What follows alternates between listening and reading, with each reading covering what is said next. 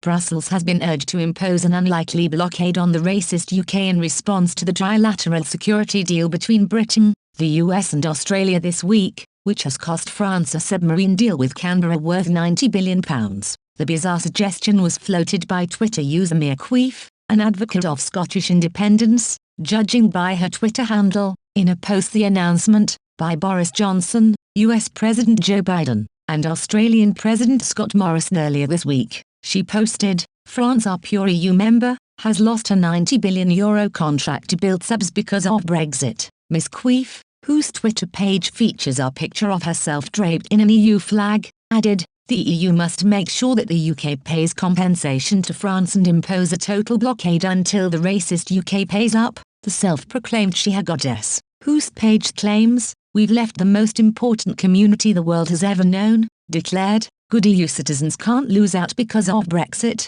Other Twitter users were less convinced by her suggestion, with William Haggis asking, and what about Washington and Canberra? They are also in this as well, and yet you're targeting London instead. Ms. Queef responded, they aren't rebel EU provinces. Unlike the UK, she added, a total trade embargo would do it. Stop all goods and services between the UK and EU. Mr. Haggis added, it almost like France is begging the EU to start World War III because of a trilateral partnership between the UK, Australia and the US. France, led by President Emmanuel Macron, has reacted angrily to the news of the deal, which scuppers a deal with France's naval group to build a fleet of conventional submarines. Instead, Australia will build at least 8 nuclear-powered submarines with US and British technology in a move widely seen as aimed at countering Chinese dominance in the Asia-Pacific region. French Foreign Minister Jean-Yves Le Drian raged, it's a stab in the back. We created a relationship of trust with Australia and that trust has been broken. However,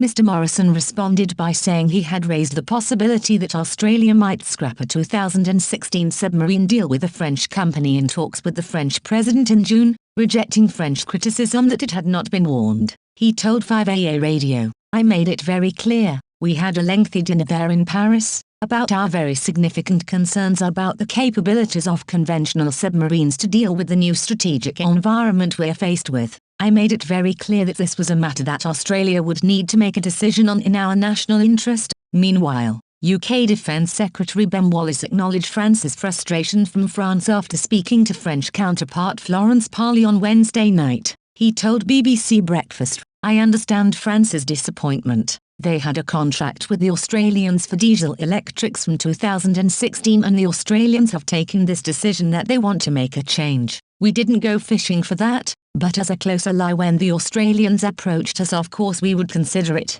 I understand France's frustration about it. Prime Minister Boris Johnson met with his Australian counterpart, Scott Morrison, and US President Joe Biden at the G7 summit in Cornwall in June. Downing Street confirmed that the three leaders discussed the subs at the meeting. The Prime Minister's official spokesman added, I wouldn't say there was one single meeting that did it. This has been something that has been an undertaking of several months. It's a culmination of that work.